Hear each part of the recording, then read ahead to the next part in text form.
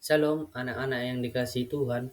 Pada hari ini kita akan belajar tentang betapa besarnya cinta Tuhan kepada kita semua. Tuhan selalu sayang dan menjaga kita setiap hari. Yuk kita buka hati dan pikiran kita supaya kita bisa merasakan cinta kasih Tuhan kepada kita. Sebelum kita masuk ke dalam materi, kita baca dulu pengantar. Anak-anak yang terkasih, tahukah kalian bahwa Tuhan sangat mencintai kita semua? Sejak kita bangun tidur sampai kita tidur lagi, Tuhan selalu menjaga dan menyertai kita. Cinta kasih Tuhan tidak pernah habis dan tidak pernah terhenti. Ia mencintai kita apa adanya. Yang kemudian itu kita masuk dalam pengertian cinta kasih. Cinta kasih Tuhan adalah kasih yang besar, tulus, dan tanpa syarat yang diberikan kepada semua manusia. Kenapa Tuhan mengasihi kita semua? Karena kita itu anak-anaknya. Seperti ada yang tertulis dalam Alkitab, yaitu 1 Yohanes bab 4 ayat 7. Saudara-saudaraku yang Saudara-saudaraku yang kekasih, marilah kita saling mengasihi.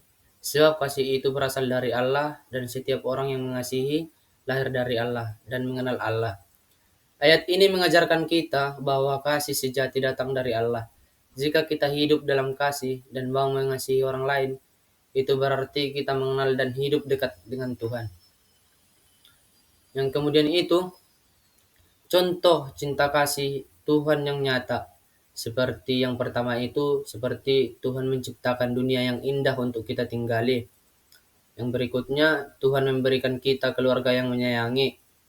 Berikutnya juga, Tuhan memberikan udara, makanan, dan teman-teman yang baik.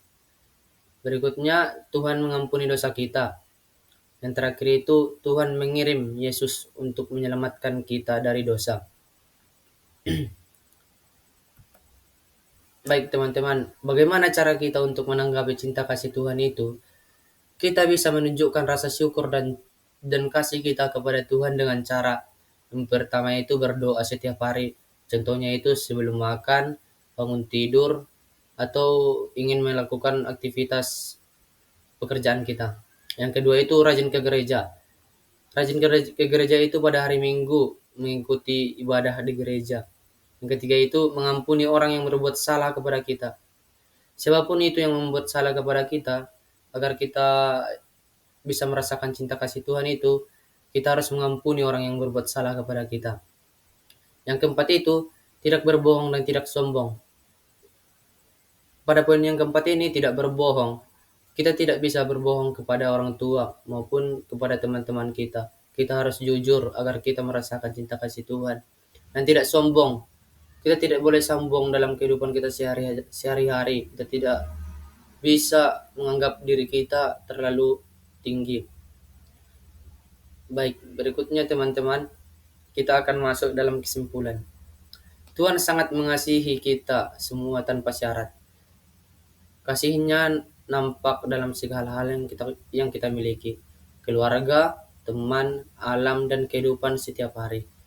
Karena Tuhan sudah lebih dahulu mengasihi kita, maka kita juga harus belajar mengasihi Tuhan dan sesama.